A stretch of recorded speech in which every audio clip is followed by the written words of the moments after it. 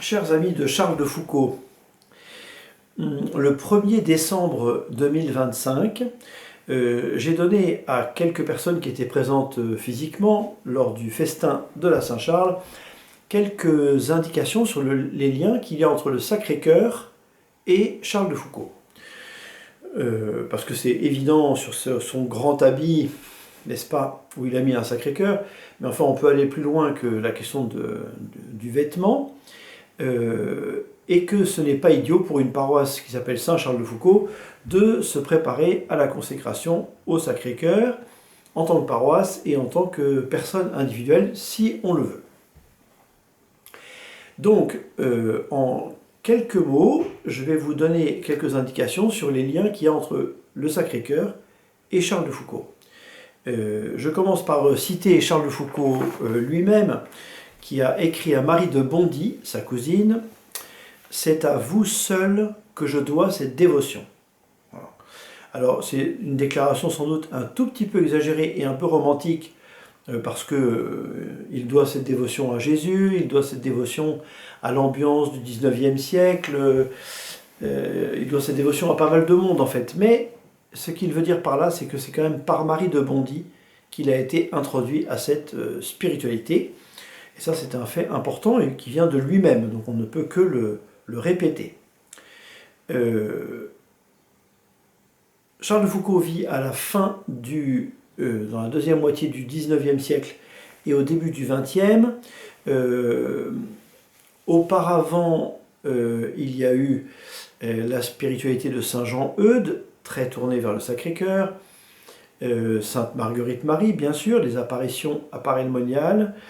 Et puis au 19e, une grande effervescence spirituelle d'un point de vue général d'ailleurs, et puis plus spécialement sur le Sacré-Cœur. Et je mentionne en particulier la garde d'honneur du Sacré-Cœur, lancée par Sœur Marie du Sacré-Cœur en 1863. Et donc cette visitandine a fait en sorte qu'on puisse faire ce qu'on appelle la garde d'honneur. En deux mots, il s'agit d'un certain nombre de personnes qui chacune prennent 1 heure chaque jour, toujours la même heure, pour vivre cette heure avec le cœur de Jésus, pour la consolation, la réparation, et puis l'union à Jésus. Et donc cette garde d'honneur a été lancée en 1863. Charles de Foucauld avait 5 ans quand ça a été lancé. Bon, évidemment, au moment où il aurait pu en entendre parler de façon consciente et adulte, et c'était cette époque où il a tout abandonné, donc il n'en avait pas entendu parler, mais Marie de Bondy, elle, avait un train d'avance sur lui, et c'est ce qui explique qu'elle l'ait initié à cette spiritualité après sa conversion en 1886. Donc, Charles de Foucauld se convertit en 1886, et assez vite, bien sûr, il entend parler de cette spiritualité du Sacré-Cœur, tant et si bien qu'en 1889, donc 3 ans plus tard, il se consacre au Sacré-Cœur dans la paroisse Saint-Augustin, là où il s'est converti. Plusieurs paroissiens, un bon nombre de paroissiens de Saint-Augustin ont décidé de se consacrer au Sacré-Cœur le 6 juin 1889.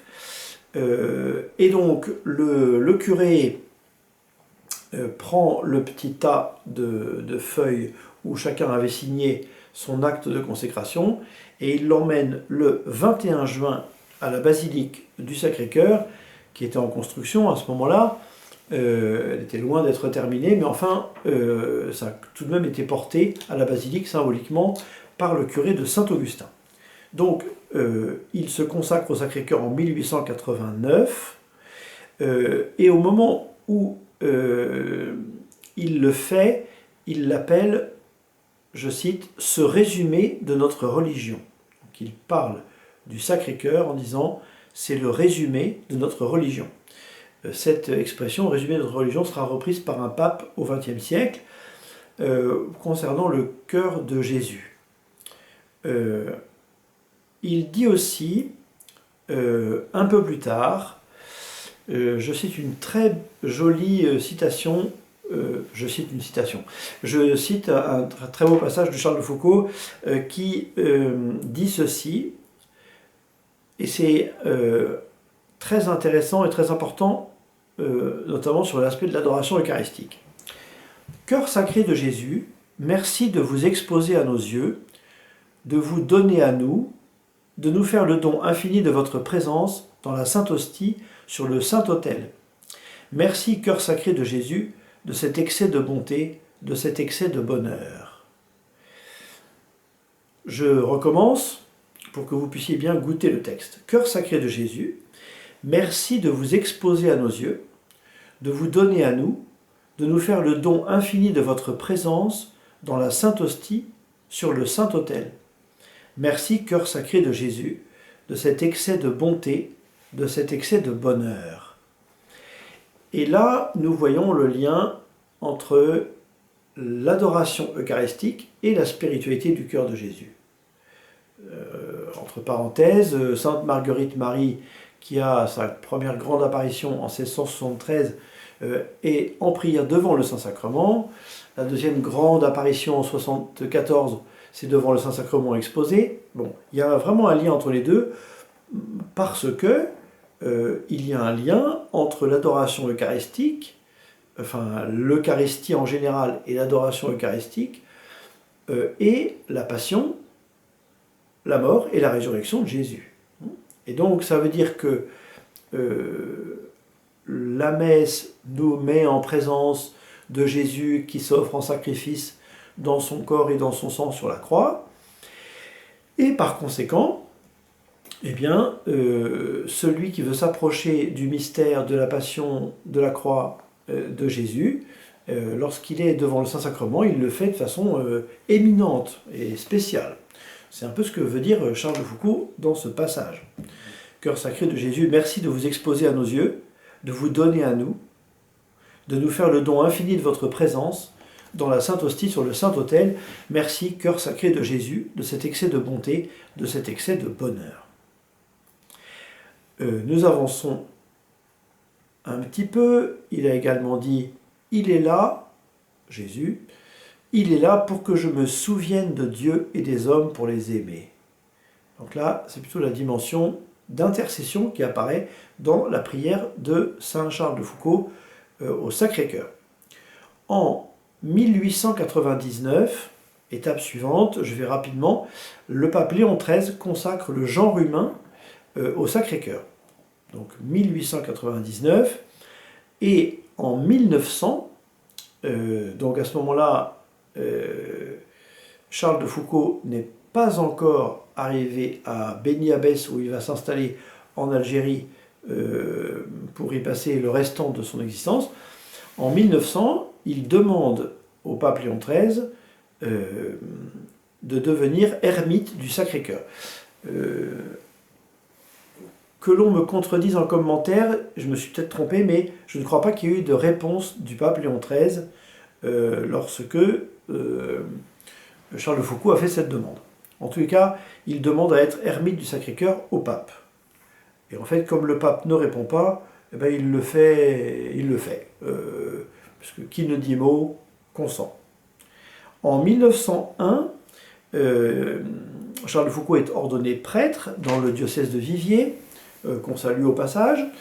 Et donc, la chasuble de sa première messe a été fabriquée et brodée par Marie de Blic, donc sa petite sœur, Mimi, et donc avec le Sacré-Cœur, bien sûr, en bonne place.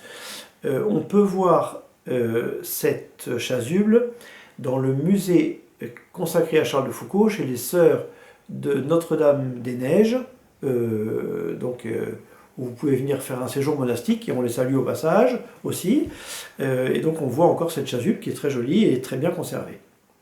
Donc on est en 1901, au mois de juin.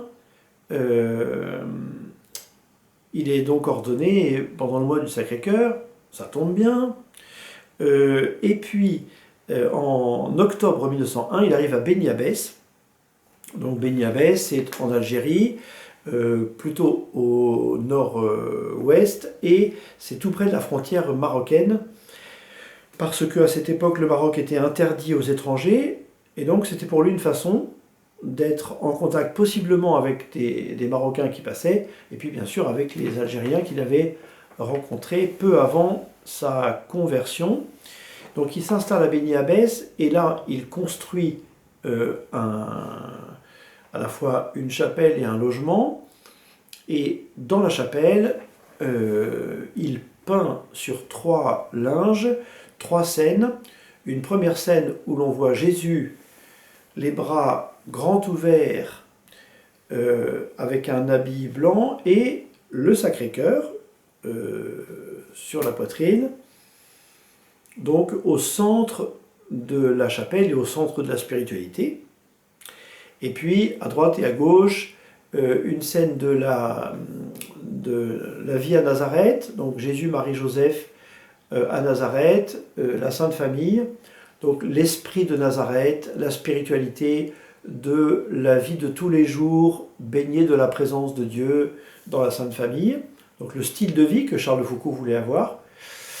Et puis, de l'autre côté, la visitation.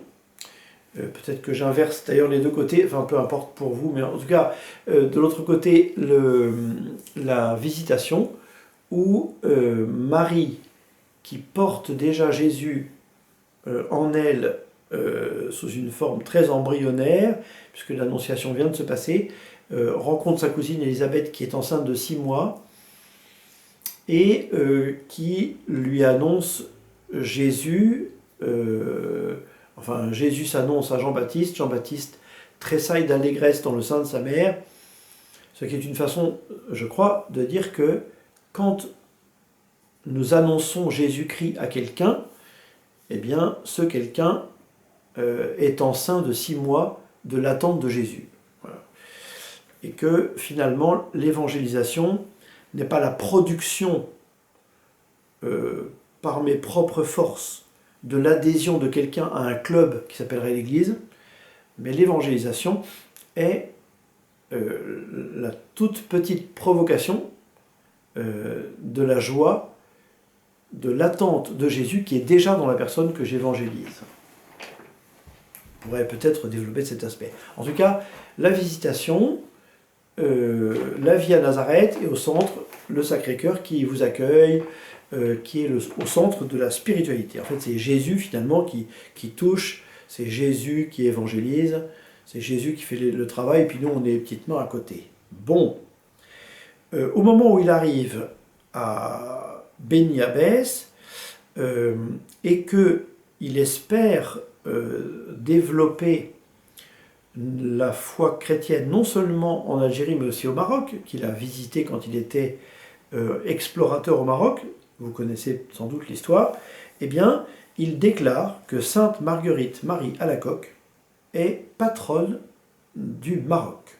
Voilà, bon, alors il a décidé ça, je ne suis pas sûr que le royaume en question ait avalisé la chose, mais en tout cas, c'est même sûr que non, mais en tout cas, au moins, Charles de Foucault déclare confier la mission de l'évangélisation au Maroc à Sainte Marguerite Marie Alacoque, toujours en lien avec le Sacré-Cœur. En 1902, il rentre en France pour un court séjour, et là il va à la basilique de Montmartre, et il enregistre la confrérie du Sacré-Cœur, bon, qui ne verra jamais vraiment le jour sous la forme foucaldienne, mais un peu plus tard avec le père Voyaume et toute la belle descendance du père de Foucault, comme vous savez sans doute. 1902, 1909, il revient encore en France et à Montmartre à nouveau, où il passe une nuit d'adoration, au cours de laquelle il demande la conversion de ceux qui ne sont pas encore fidèles de Jésus-Christ. En 1916, le 1er décembre, Charles de Foucault meurt, et il meurt le premier vendredi du mois. Parce qu'il est vraiment incontestable que le 1er décembre soit le premier vendredi du mois de décembre. Et donc, c'est le vendredi 1er décembre, ce n'est pas un hasard, je ne crois pas, que Charles de Foucauld rend son âme à Dieu.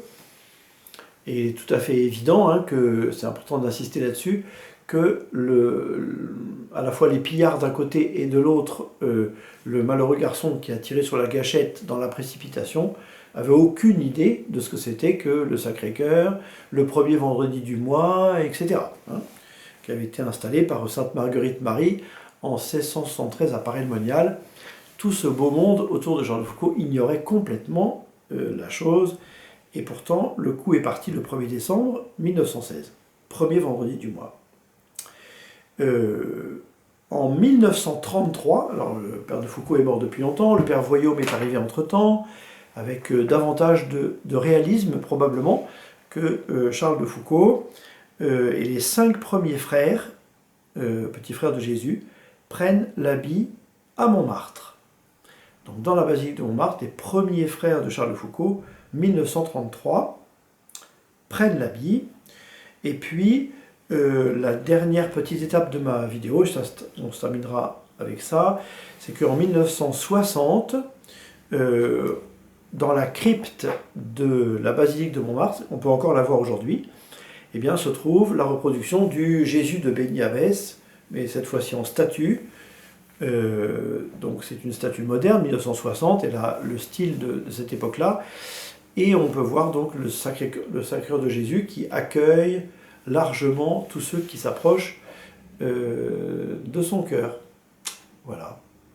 Eh bien, voilà pour la première étape sous format numérique de notre préparation à la consécration au Sacré-Cœur en juin 2026.